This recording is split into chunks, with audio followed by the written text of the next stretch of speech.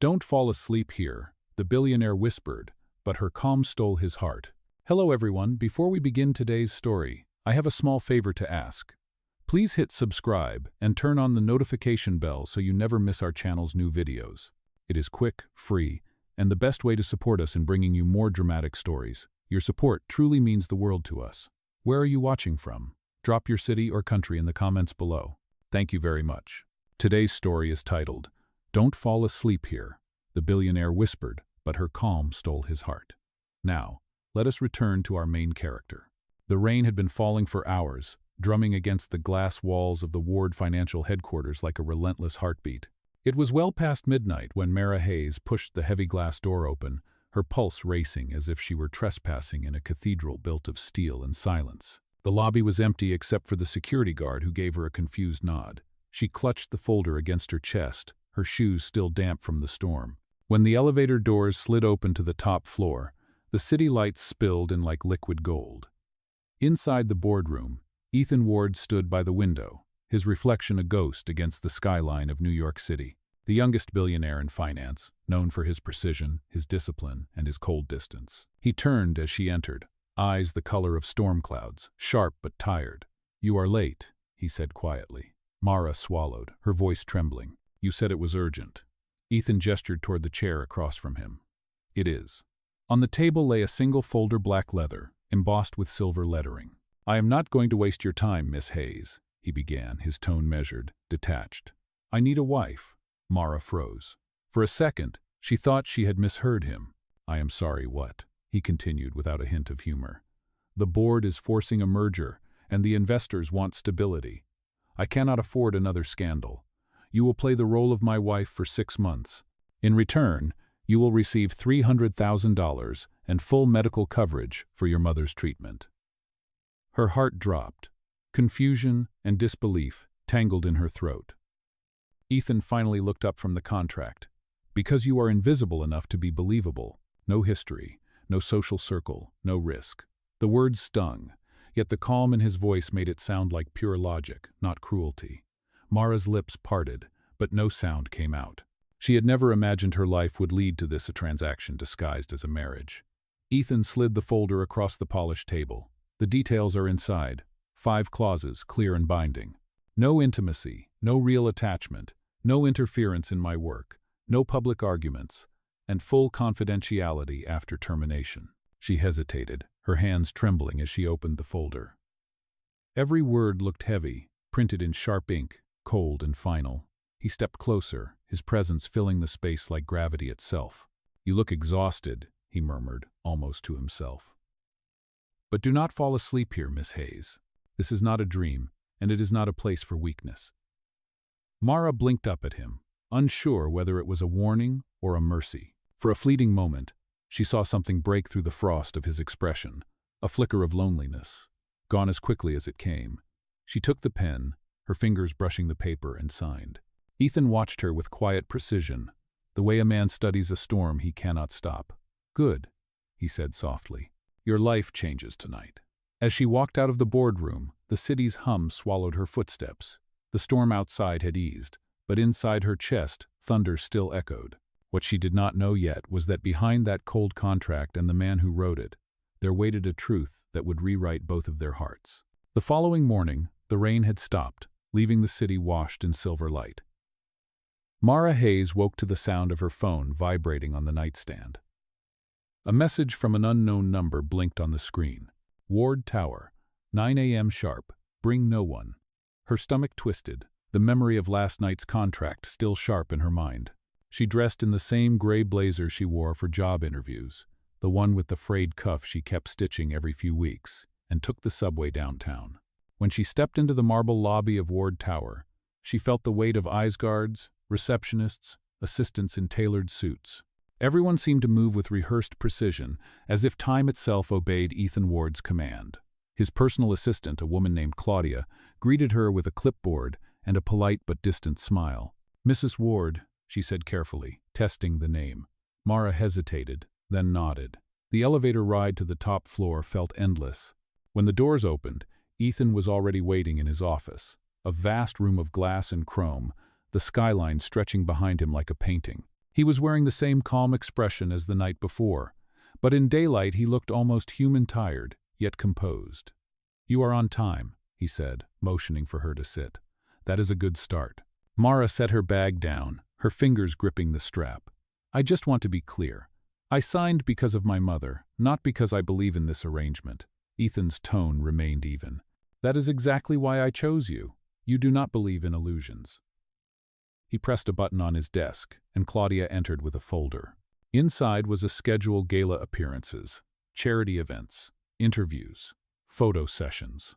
"These will be your obligations as Mrs. Ward," Ethan said. "Our first appearance is in 3 days, a charity dinner for the hospital foundation."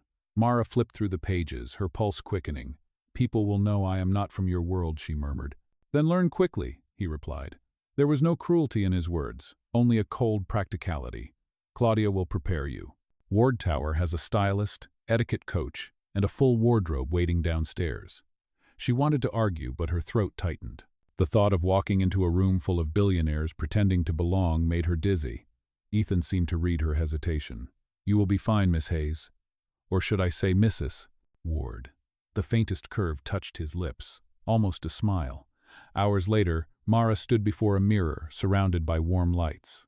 Stylists moved around her, adjusting dresses, fitting shoes, curling her hair. It felt surreal, the girl who once poured coffee for executives now wearing silk worth more than her rent. But beneath the shimmer, her hands still trembled. When the final fitting was done, she caught her reflection and barely recognized the woman staring back. For the first time, she understood what it meant to live inside someone else's story. That evening, she returned home to find an envelope taped to her apartment door. The landlord's handwriting was scrawled across it. "Final notice." She closed her eyes, leaning against the door. The irony was cruel. She had just become a billionaire's wife and was still about to lose her home. At dawn, a black car waited outside her building. Ethan was already inside, reading from his tablet. Without looking up, he said, "You may move into the townhouse near the river. It will be easier for the press." She blinked. "I did not agree to move in with you." He turned a page calmly. "You are not. The townhouse is separate, but you will need to appear there for photos. It is part of the image." The car slid through traffic in silence. Mara watched the city blur past the deli where she used to grab coffee, the bookstore where her mother loved to sit before she got sick. Every street was a reminder of who she had been before last night. When they stopped at the townhouse, she stepped out and stared. The place was beautiful, white stone with ivy climbing its walls, quiet and elegant. Inside, every corner smelled like cedar and new beginnings. Ethan handed her a key. "Welcome home," he said softly, almost sincere. Then, with that same composed distance, he added, "Remember what I told you, Mara. Do not fall asleep here. The moment you do, this illusion will own you." She met his gaze, steady for once. "Maybe it already does." Ethan paused, the faintest flicker in his eyes. Then he nodded once and walked away, leaving her standing in the sunlight of a life she had never asked for. 3 days later, the evening of the charity gala arrived. The city pulsed with golden light as limousines lined the marble steps of the Westbrook Hotel. Cameras flashed, reporters shouted questions, and the sound of champagne glasses clinking echoed through the lobby. Inside the car, Mara Hayes sat frozen, her hands clasped tightly in her lap. Her reflection in the tinted window looked like someone else entirely, a woman in a navy gown that shimmered beneath the city lights. Her hair swept into soft waves, a diamond bracelet catching every flicker of flash. Ethan Ward sat beside her, composed as ever, his expression unreadable. "You will walk 2 steps behind me until we reach the main entrance," he said quietly. "Then smile once, not too long. Do not answer questions. I will handle everything." Mara nodded, her throat dry. "And if someone asks how we met?" Ethan glanced at her, eyes steady. "At a corporate event. I noticed you were reading during a speech. That is the story. It is simple, clean, and believable." The car slowed, the driver announcing their arrival. Ethan opened the door, stepping out first as flashes burst like lightning. He extended a hand toward her, and for a moment Mara hesitated. Then she placed her hand in his. The warmth of his palm surprised her. It felt real, grounding, human. As they walked together up the steps, the crowd's noise softened into a blur. Inside, the ballroom glowed under chandeliers, a sea of gowns and tuxedos moving to slow jazz. Every head turned when Ethan entered, But what stunned Mara most was the way people looked at her, not as a waitress or a nobody, but as Mrs. Ward, the mysterious woman who had captured the most guarded man in the city. Ethan leaned slightly toward her. "You are doing fine," he murmured. "Breathe." She forced a smile. "I am breathing." "Barely," he replied, the corner of his mouth twitching. For a moment, she thought she saw amusement behind the steel of his eyes. They moved from one conversation to another, shaking hands, posing for photographs. When a journalist asked her, "Mrs. Ward, what drew you to your husband?" she froze. But then she remembered the story. "He looked like he wanted to be anywhere else," she said lightly. "So I thought, maybe I can change that." Laughter rippled through the group. Ethan's eyes met hers, and something unspoken passed between them: surprise, perhaps admiration. As the night went on, she began to relax. The fear faded, replaced by a strange calm. When she spoke, people listened. When she laughed, even the most jaded faces softened. Later, during the auction, Ethan excused himself to speak with a senator, leaving her momentarily alone at the table. Across the room, a woman approached a tall brunette in an emerald dress, confident and sharp-eyed. "You must be Mara," she said, her tone smooth. "I am Olivia Dane. Ethan and I used to work together." The word "used to" carried weight. Mara smiled politely. "It is nice to meet you." Olivia tilted her head. "He does not usually bring anyone to these things. You must be special." The comment hung in the air like a dare. Mara simply replied, "He needed a partner tonight. I suppose I was available." Olivia's smile thinned. "Enjoy it while it lasts." Ethan's loyalty is to his empire, not his heart. Before Mara could answer, Ethan returned, his expression cooling instantly when he saw Olivia. "Olivia," he said curtly, "I see you are still circling the room." She smirked. "Some habits die hard." Ethan placed a hand on Mara's back, gentle but protective. "My wife and I were just leaving." As they walked away, Mara whispered, "Your ex?" "Something like that," Ethan replied. "Do not take anything she says to heart." "I am not sure I have one left," Mara muttered, earning the faintest hint of a smile from him. Outside, the night air was cool, the noise of the city distant. Their driver pulled up, and as Mara reached for the car door, Ethan spoke softly, almost to himself. "You did well tonight." She looked at him, uncertain. "You sound surprised." "I am," he admitted, but pleasantly. She smiled faintly. "Maybe I am not as invisible as you thought." Ethan's gaze lingered on her for a moment before he said quietly, "No, Mrs. Ward, you are not." The car door closed, sealing them in the soft hum of the engine. For the first time since signing that contract, Mara felt the walls between them shift just slightly, but enough to wonder if this illusion was starting to feel too real. The following weeks passed in a blur of obligations and rehearsed perfection. Every morning, Mara Hayes woke before sunrise, her routine mapped out with military precision. Meetings, fittings, luncheons, and interviews filled her calendar. She learned to smile when cameras flashed, to stand just slightly behind Ethan Ward, and to nod gracefully when reporters called her the lucky woman who captured the city's most unattainable man. But behind the poised smiles and soft lighting, she felt like an actress trapped in a story she did not write. Ethan remained distant but unfailingly polite. Their conversations were brief, practical, never straying from business. Yet sometimes, late at night when she returned to the townhouse, she found small traces of him: fresh flowers on the kitchen counter, a note reminding her of an upcoming event, a book left on the table with a folded page marking his favorite line. It was strange, the way he could be so present without ever truly being there. One evening, after a particularly long day, Mara received a text from him. "Dinner. The Glass Terrace. 7 p.m. Dress appropriately." She sighed, slipping into a simple black dress and tying her hair up. When she arrived, Ethan was already seated, the city's skyline glittering behind him. "You are late," he said softly, though there was no irritation in his tone. "Traffic," she replied, sitting down. "How was the meeting with the foundation board?" "Predictable," he said. "They only care about numbers. You are the first person who managed to make them care about stories." Mara blinked, surprised. "You read the speech?" "Of course," he said. "It was good. Honest." For a moment, silence settled between them. Not awkward, but fragile. She watched him sip his wine, the candlelight catching in his eyes. "Why do you do it?" she asked quietly. All of this: the control, the distance. Ethan set the glass down, his jaw tightening. "Because I learned what happens when you let go. I fell asleep once, Mara. I trusted someone, and it cost me everything." His voice dropped, heavy with memory. "She died because I did not stop her from driving that night. I thought she was fine. I thought we had time." Mara's breath caught. "Your wife?" He nodded once. 2 years ago. Since then, I have kept my world awake. No weakness, no mistakes." For a long moment, neither spoke. The hum of the city filled the space between them. Then Mara said softly, "Maybe staying awake is not the same as living." Ethan looked at her, his expression unreadable, but there was something vulnerable there, a fracture in the armor. "Do not fall asleep here, Mara," he said quietly. "This world will swallow you whole."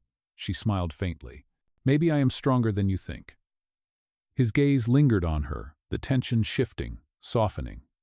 When dinner ended, they walked outside, the air cool against their faces. At the car, he paused, watching the traffic lights flicker red and gold. "You know," he said, "I have not had a real conversation in months." Mara tilted her head. "You just did." A rare smile touched his lips, and for the first time, it reached his eyes. The drive back was quiet, but the silence felt different now, no longer empty, but charged with something unspoken. Over the next few days, small changes appeared. Ethan started asking about her mother's health, about the painting she had been working on before all this began. He even showed up at the townhouse once, unannounced, holding takeout and 2 coffees. They ate in the kitchen, laughing over burnt rice and spilled soup, both slightly bewildered by how easy it felt. Yet even as the warmth between them grew, the world outside sharpened its gaze. Paparazzi photos of them began circulating online, smiles too genuine, touches too natural. Whispers spread that their marriage was not as arranged as it seemed. Olivia Dane resurfaced in the media, fueling speculation with pointed remarks about Ethan's pattern of impulsive choices. One night, as Mara scrolled through the news, her chest tightened. Headlines screamed about hidden motives, calling her the opportunist wife. The words cut deeper than she expected. When Ethan called, she almost did not answer. But his voice, low and steady, broke through the noise. "Do not read that garbage," he said. "It will fade." "Will it?" she whispered. "Or will it destroy the one real thing we accidentally built?" Ethan hesitated. Mara, his tone softened. "This was supposed to be simple."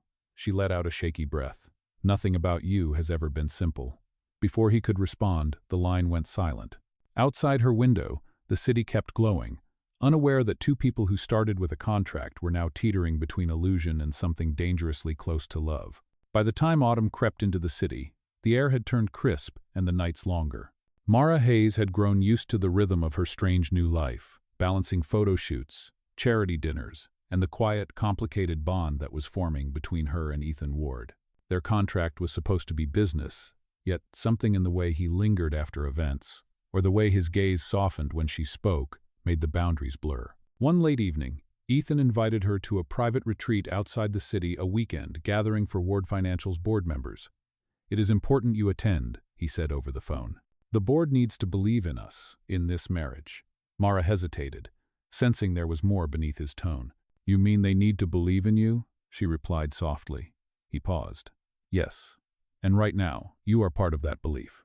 The following morning, a black SUV drove them to the countryside.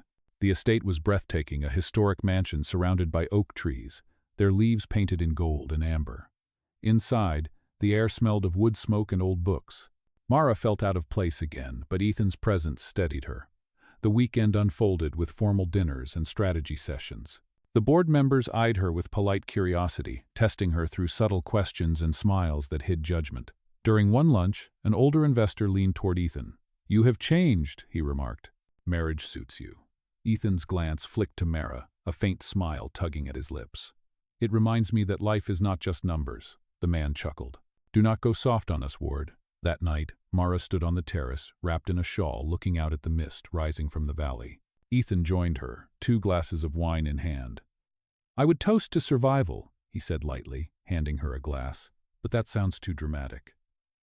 She smiled. "Survival suits you. You make it look easy." "It is not," he admitted. "Neither is pretending." She turned to him. "Are we still pretending?" The question hung between them. Ethan's jaw tightened as if he wanted to deny it but could not. "We have to," he said finally. "If we start believing this, it becomes dangerous."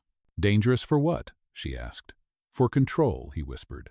"And control is all I have left." The silence that followed was heavy. The only sound was the wind brushing against the trees. Then softly she said, "You do not need to control everything to be safe, Ethan. You just need to breathe." For a moment, his defenses faltered. He looked at her as if seeing her for the first time not as a contract, but as someone real. The next day, during a public brunch, Olivia Dane appeared uninvited. She wore confidence like perfume, smiling too wide. "Ethan," she greeted, brushing his arm as if they were old lovers. "I had to see if the rumors were true." Her gaze shifted to Mara, sharp as glass. "And they are. You really married your assistant." Murmurs rippled through the crowd. Mara's face burned, but before she could speak, Ethan rose from his chair. "Enough, Olivia," he said calmly. "You are out of line." "Am I?" she sneered. "Or are you just afraid someone might see through this performance?" Ethan's expression darkened, but Mara stood before he could answer. "You are right," she said clearly, her voice steady. "It was a performance. But even performances can become something true when people stop pretending they do not care." The room fell silent. Olivia blinked, caught off guard. Ethan's gaze on Mara was intense, almost reverent. "We are done here," he said, taking Mara's hand. They left the room to the echo of whispers. Outside, by the car, Mara trembled not from fear, but from the weight of what she had just confessed. Ethan turned to her, eyes burning with something unguarded. "You should not have had to defend me," he said. "I was defending myself," she replied softly. For a long moment, he said nothing, then stepped closer, close enough that she could feel the warmth of his breath. "You keep breaking every rule we made." "Maybe they were bad rules," she whispered. His hand brushed her cheek, tentative, as if he was still fighting the instinct to pull away. But this time, he did not. For the first time since the contract began, he let the silence stretch, unguarded and real. When they returned to the city, the story of their confrontation spread through social media. The world thought it was staged, a publicity stunt. Only Ethan and Mara knew the truth, that somewhere between the lies, something genuine had begun to bloom, fragile but alive. Winter settled over the city, quiet and unforgiving. The leaves that once burned gold had fallen, leaving the trees bare against the gray sky. Inside the townhouse, Mara Hayes sat by the window, sketchbook open, though the page remained blank. Since that weekend, everything between her and Ethan Ward had shifted. The rules that once held their lives in order had dissolved into something unspoken, fragile, and real.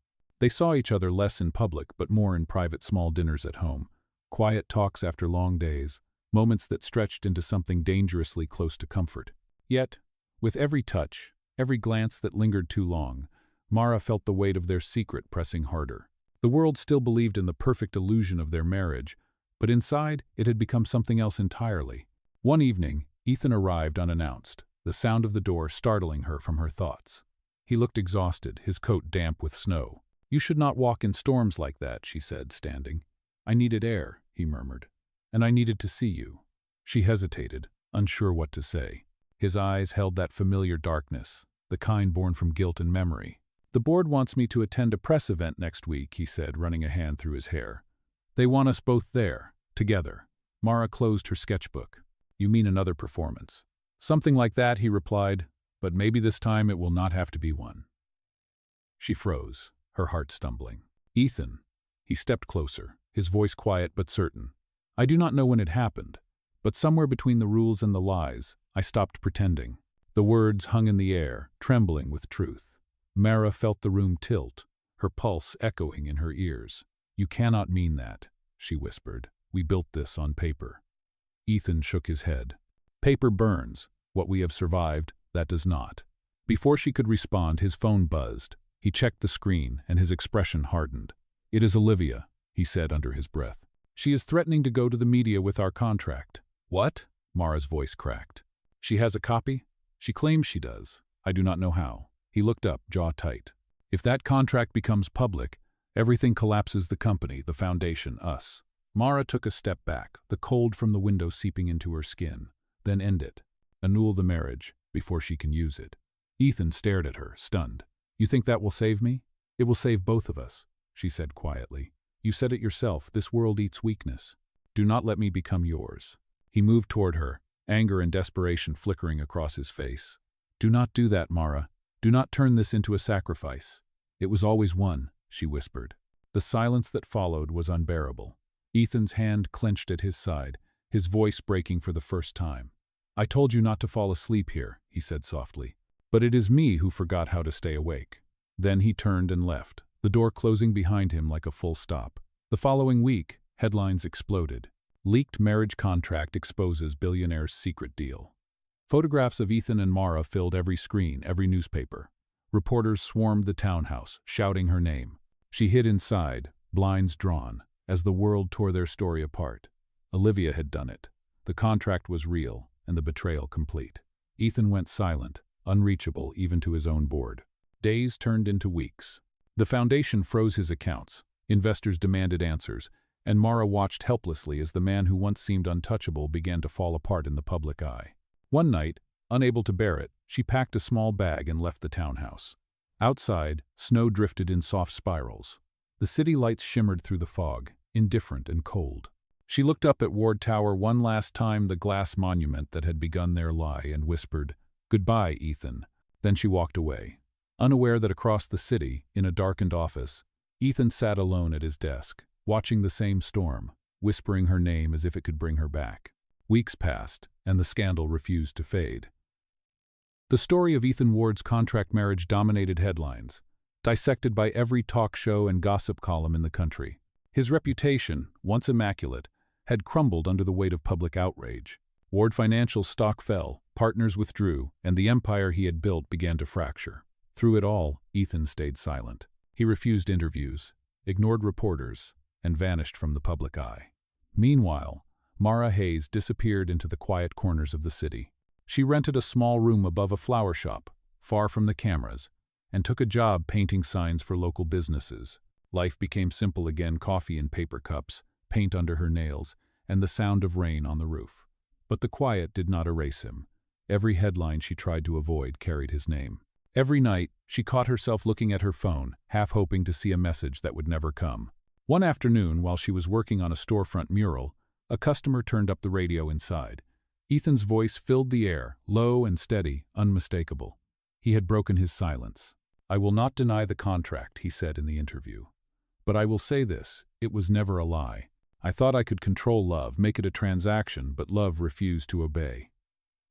Mara froze, the brush slipping from her hand. The interviewer asked, "Do you regret it?"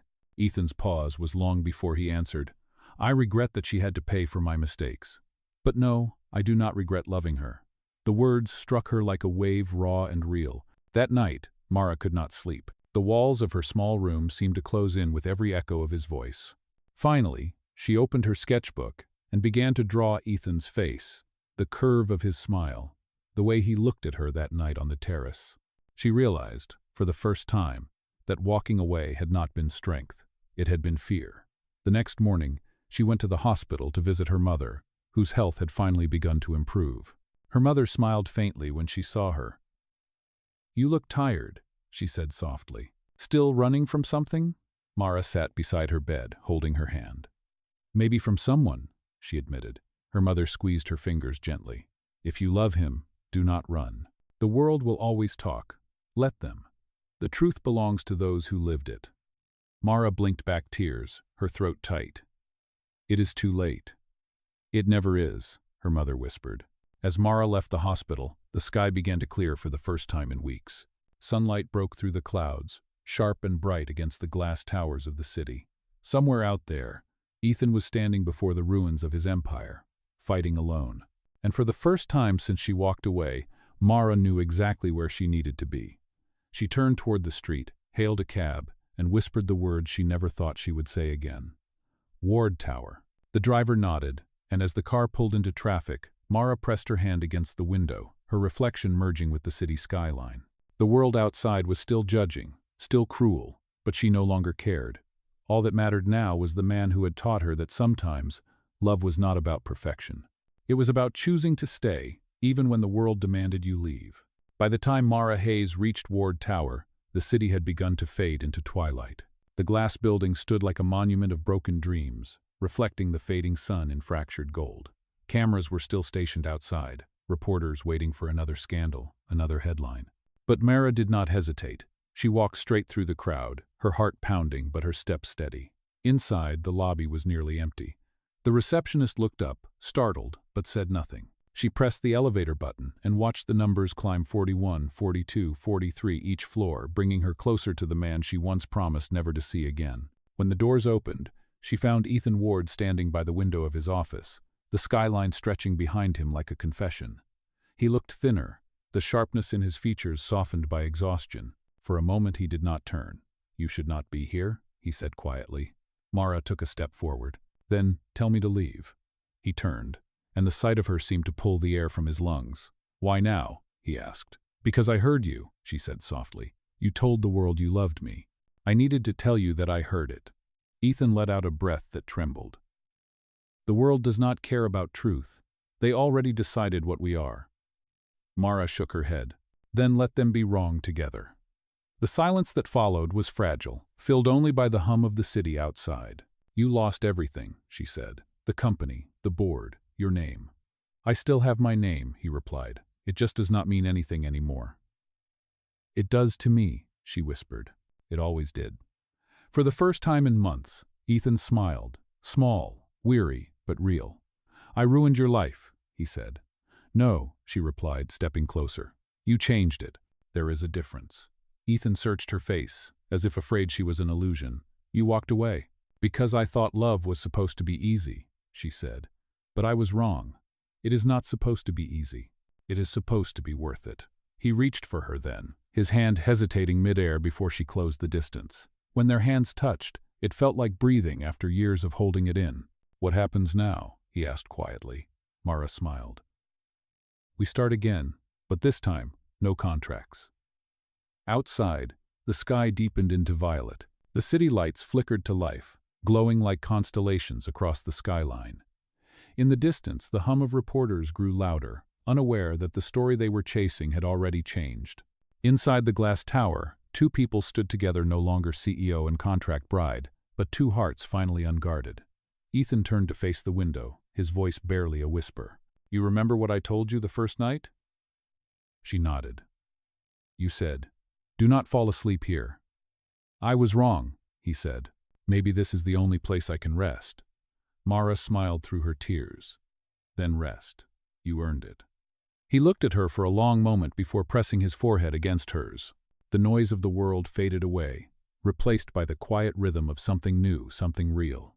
Outside, a soft snow began to fall, the city below unaware that a billionaire and a woman who once had nothing had just rewritten the story that once destroyed them. Spring came quietly, washing the city in soft light and new beginnings. The scandal had long burned itself out, replaced by fresher gossip and fleeting stories. Ward Financial had rebuilt under new leadership, but Ethan Ward had stepped away from it all. He sold his shares, closed his office, and disappeared from the headlines. For the first time in years, his life was silent, and he liked it that way. One morning, months after that night at the tower, a small art gallery opened on a quiet street in Brooklyn. Its name was simple, The Art of Truth. Inside, sunlight spilled through tall windows, gliding over white walls lined with sketches and paintings. Every piece told a story of resilience, of loss, of second chances. At the center of the gallery stood a single portrait. A man standing before glass, city lights behind him, his expression soft, almost at peace. The placard beneath it read, "Awake." Mara Hayes stood nearby, arranging flowers in a vase. She wore a white dress, splattered with faint streaks of paint. Her mother, now stronger, helped at the front desk, greeting the first visitors. The bell above the door chimed, and Mara looked up. Ethan stepped inside, dressed simply, no longer the untouchable billionaire, but a man who had learned the weight of humility. Their eyes met, and for a moment, the world went still. "You found me," she said quietly. "I was never lost," he replied, "just waiting for you to open the right door." She laughed softly, wiping her hands on a cloth. "Do you like it?" Ethan looked around the gallery, his gaze lingering on the portrait. "It is beautiful," he said. "You turned our story into something that breathes." "It was never about the scandal," she said. "It was about finding the truth beneath it." He nodded, then reached into his pocket. "I brought you something." He held out a folded piece of paper, the original contract, edges yellowed, words faded. "I kept it," he said, "not as proof of what we were, but of how far we came." Mara took it gently, her fingers brushing his. "What should I do with it?" Ethan smiled. "Burn it, frame it, or write our next chapter on the back." She looked down at the paper, then at him, and tears welled in her eyes. "I think I will keep it," she said softly, as a reminder that even the wrong beginnings can lead to the right ending. Ethan stepped closer, taking her hand. "Then let us make sure this one never ends." Outside, children laughed as they passed by, the city humming with life again. Inside, Ethan and Mara stood together beneath the skylight, bathed in gold. For the first time, there were no lies, no contracts, no cameras, only the quiet promise of a love that had survived everything meant to destroy it. As the sun climbed higher, Ethan whispered the words that once carried warning but now carried peace. "Do not fall asleep here," he said softly. "Because for once, I finally can." Mara smiled, her voice steady, full of warmth. "Then stay. This time, it is not a dream."